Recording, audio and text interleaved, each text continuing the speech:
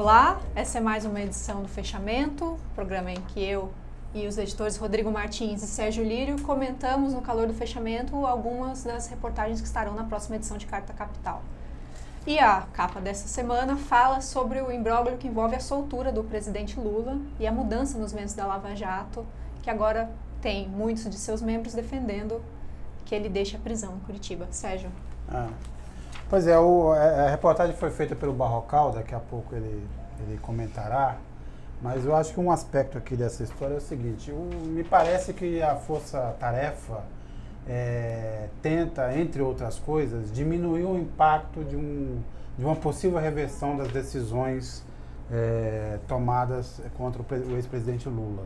Imagina o Lula sendo vencedor, ou que o Supremo decida que prisão em segunda instância não cabe, ou mesmo chegue à suspeição do Moro, que anularia o processo do triplex.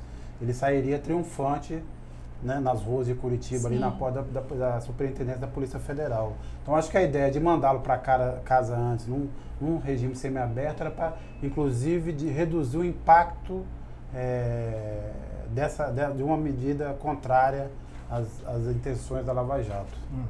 Aliás, tem vários outros fatores envolvidos nessa questão, inclusive envolvendo as esposas de ministros do Supremo, enfim, e uma tensão ali com o bolsonarismo, que o próprio Barrocal de Brasília gravou um vídeo falando um pouquinho aí sobre o conjunto da obra. Pode falar, Barrocal. Boa tarde, Rodrigo. Boa tarde, telespectadores de Carta Capital. A minha reportagem da semana é sobre Lula semilivre. A força-tarefa da Operação Lava Jato em Curitiba propôs que o ex-presidente cumpra a partir de agora, em regime semiaberto, a condenação recebida no caso do triplex do Guarujá. O petista não aceita a oferta, quer a anulação total de sua sentença condenatória, quer sua absolvição atestada. O impasse está criado. E por que a força-tarefa, sempre tão rigorosa, especialmente com Lula, resolveu agora ser benevolente?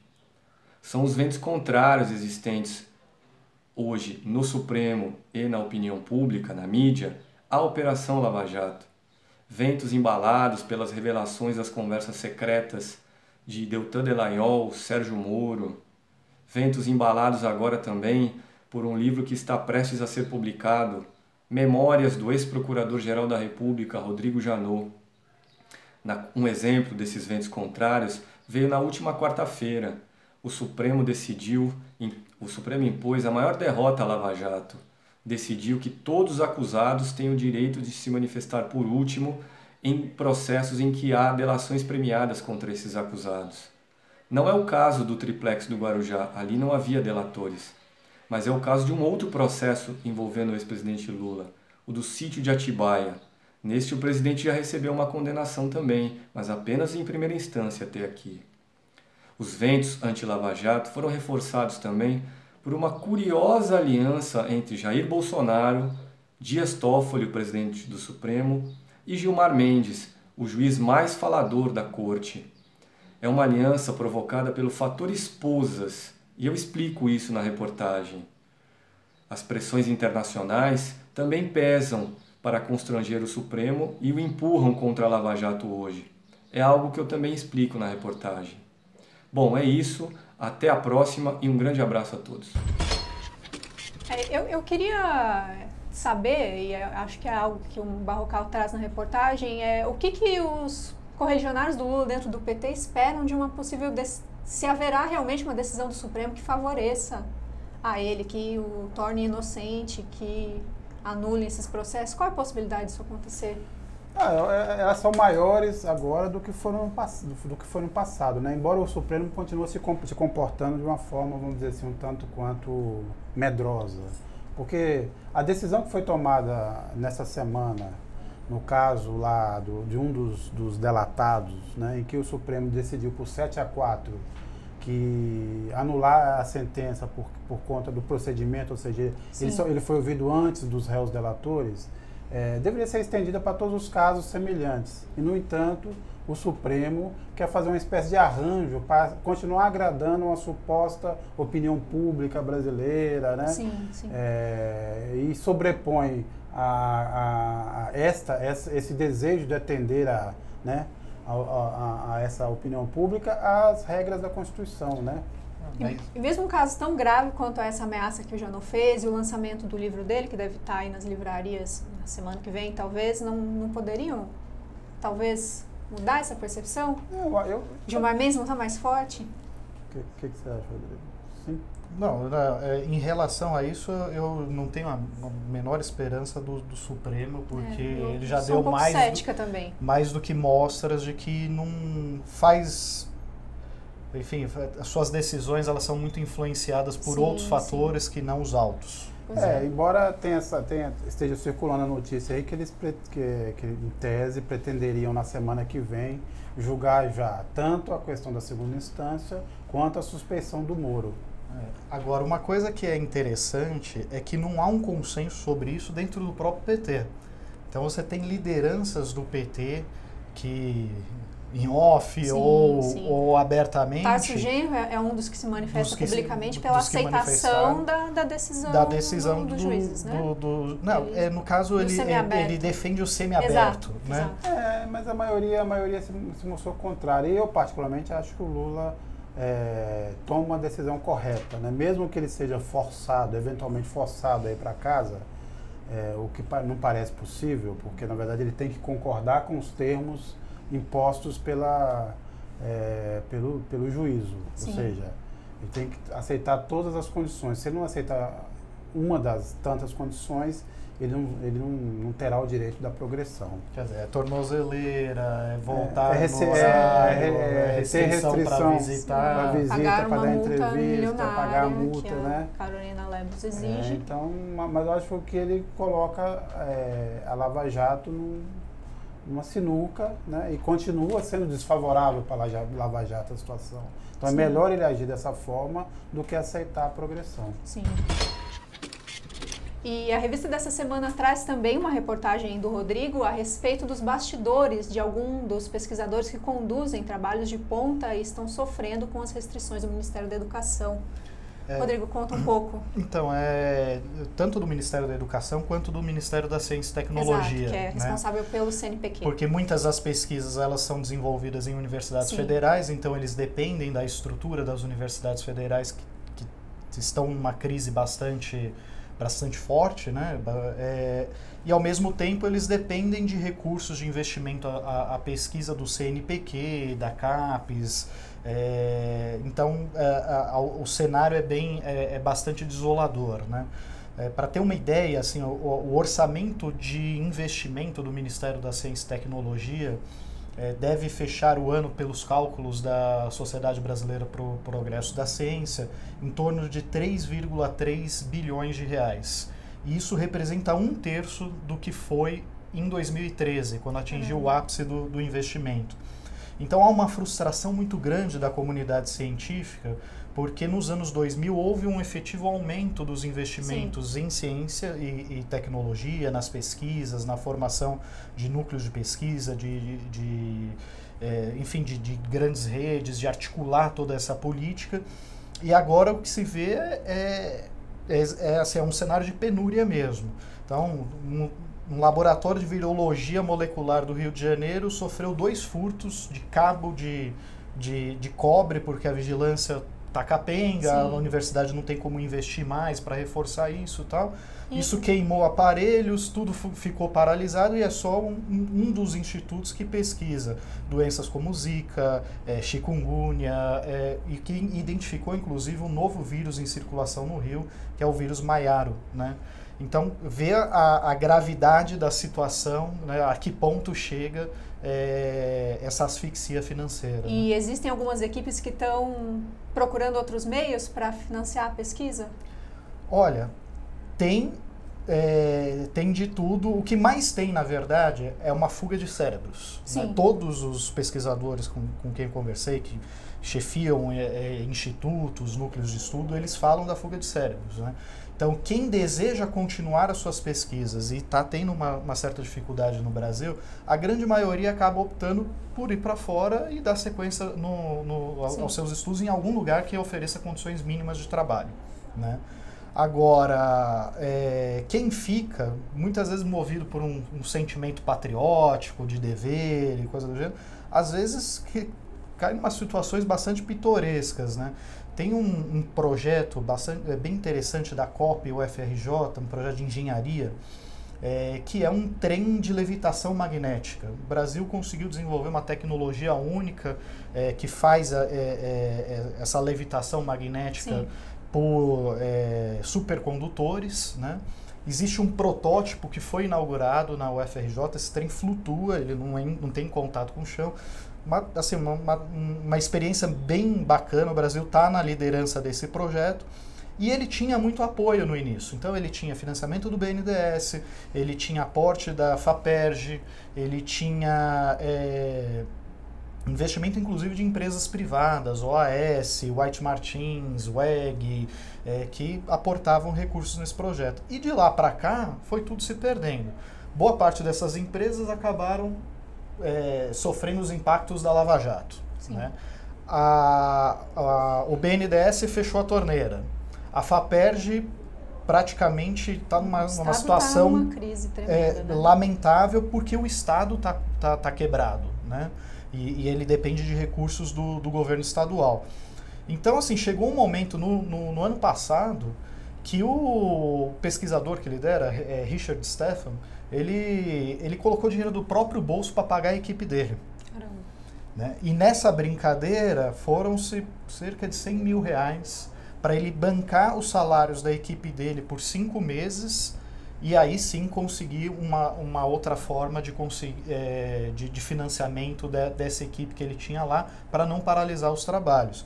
O problema é que ele arrumou uma dor de cabeça enorme com a esposa dele, porque ele não comunicou previamente, então é uma situação bem considerável. Delicada, né? Agora, me chama, um aspecto engraçado dessa história é o seguinte, o Bolsonaro, o bolsonarismo, o ministro da Educação, né, sempre prometeram desde o início de que o dinheiro em educação e ciência no Brasil seriam aplicados em pesquisas reais. Ia acabar o dinheiro, por exemplo, para essa área de humanas, onde a gente só tem, como sabe, socialistas, né, dispostos a ir para a faculdade para fumar crack e fazer orgia. Isso ia acabar, entrar numa nova era, pesquisa de ponta. Mas o fato é que quem sofre mais nesse momento é a pesquisa de ponta, a pesquisa dura, científica. Exato. Vai sobrar, o que vai sobrar? Tem até uma coisa curiosa. Exato, e é quem consome boa parte dos recursos do orçamento. Tem até uma coisa curiosa, brasileiro. que é o seguinte, o Bolsonaro às vezes ele tem algumas obsessões, né? Então eu lembro durante a campanha ele sempre falando das riquezas desconhecidas do Brasil, entre elas o nióbio e o grafeno. Né? Dupla dinâmica. E o grafeno realmente ele é enfim, uma estrutura de carbono puro, que tem 1000 propriedades que estão sendo estudadas e que tem um campo vastíssimo de aplicação, porque ele é ultra fino, ele conduz bem eletricidade, ele é super resistente e tal. Então você tem aplicações do grafeno desde, sei lá, ferramentas para extração de petróleo, até nanotubos que vão ser usados em experimentos de genética ou fabricação de vacinas. Mas aí eu conversei com o pesquisador do CTNano, né, que é o Centro de Tecnologia em Grafeno e Nanotecnologia da Universidade Federal de Minas. Ele também chefia um Instituto Nacional de Tecnologia e tal. E ele diz que, na verdade, a situação é muito grave. Ele tinha cerca de 60 bolsistas, pesquisadores bolsistas, em 2013, e hoje ele tem 5. E a perspectiva é que ele possa perder mais bolsistas no ano que vem. Então, a situação é de abandono, de obsolescência dos equipamentos, até de falta de materiais, de insumos para dar sequência às pesquisas. Então, não é verdade que o governo está priorizando as áreas estratégicas ou a pesquisa de ponta que vai trazer retorno financeiro para o Brasil. Eu acho que esse caso ele é bem emblemático disso, né? E a gente tem também, nessa semana, uma reportagem sobre os desdobramentos do processo de impeachment contra o Donald Trump e o que os representantes do Partido Democrata querem com isso. O que querem, Sérgio? Eles estão tentando apressar o processo, né? Há uma onda favorável à investigação do Trump na opinião pública americana, já saíram algumas pesquisas dizendo que a maioria apoia que se investigue esse caso, né? Só para relembrar aqui para quem nos assiste, o Trump se meteu a pedir ajuda ao presidente da Ucrânia para investigar o filho do Joe Biden, que é, nessa altura, o principal oponente na corrida presidencial do ano que vem. Isso é conspiração. E houve também uma tentativa de impedir essa investigação. Então, são dois crimes, um crime de conspiração e um crime de obstrução da justiça, né?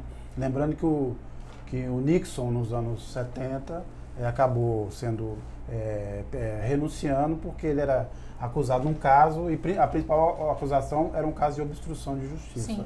Então, os democratas estão tentando, neste período, até novembro, avançar com essa ação na Câmara e impor uma derrota, pelo menos eleitoral, ao Trump, claro. Porque os republicanos têm a maioria no Senado e é pouco provável que ele venha a perder o mandato. Mas o desgaste todo do processo, né, deve enfraquecê-lo na corrida eleitoral. Agora, não seria melhor, então, prolongar o processo para ampliar esse desgaste? Não, então, porque aí seria menos incerto, né? Porque eles sabem, eles já contam com uma derrota no Senado, exato, né? Mas se eles também chegam, vamos dizer, que a denúncia e a forma como esse caso é conduzido na Câmara dos Deputados seja tão convincente, que também força o Senado ou não, se não acatar, a ser mais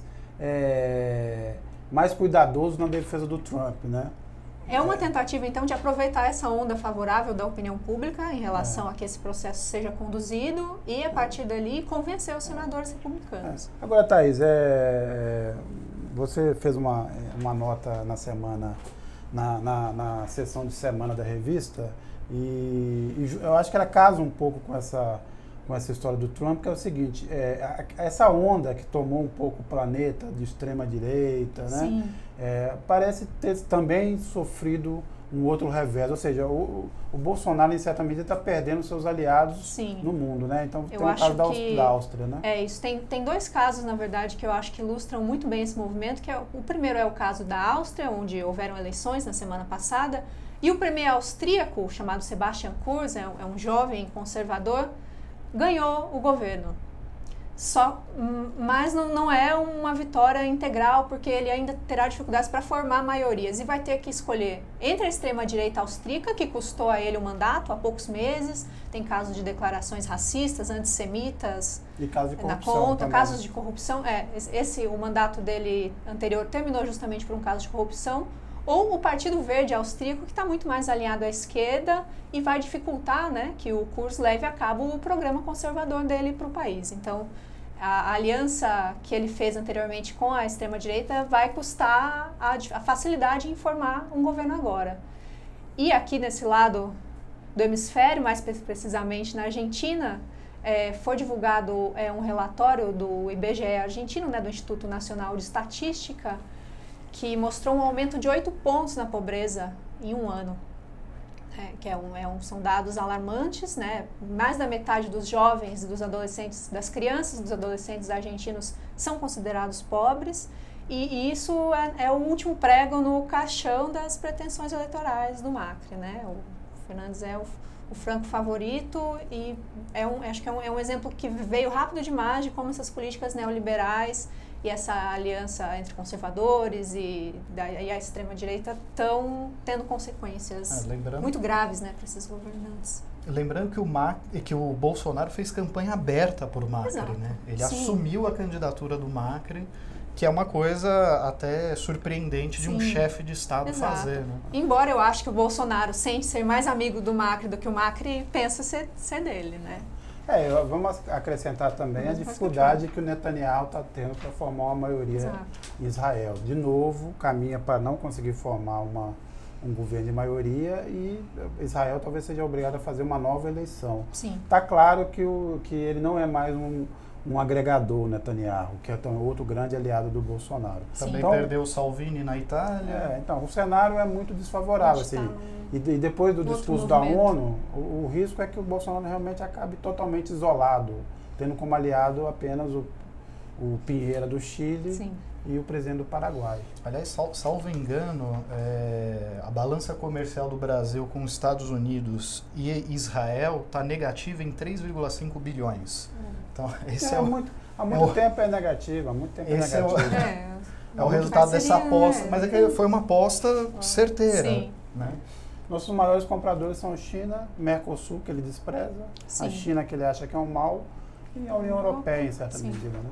Para encerrar essa edição do Fechamento, eu gostaria de convidar o editor de cultura da Carta Capital, Eduardo Nunomura, para falar sobre a remontagem da primeira peça do dramaturgo Plínio Marcos, chamada Barrela.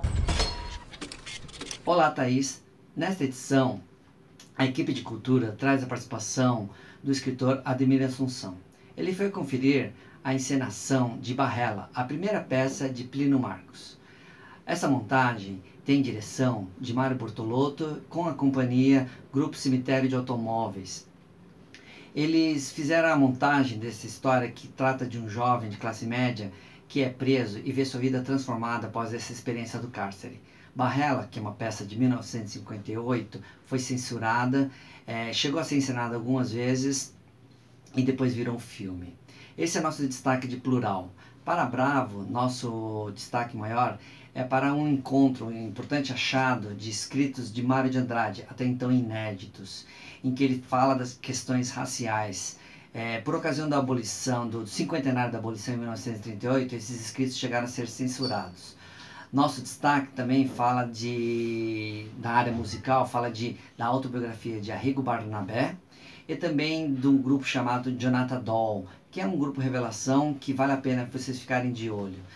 Continuamos ainda com os destaques, uma peça chamada Chernobyl, em cartaz no Sesc Consolação, e também o filme Domingo, que está em exibição nos cinemas. Até mais. Obrigado a todos pela audiência, eu agradeço a presença do Sérgio, agradeço a presença da Thaís e nos vemos no próximo programa Fechamento, na próxima quinta-feira, quando a gente encerra a edição de Carta Capital. Até lá. Até lá, tchau, tchau. Tchau, tchau.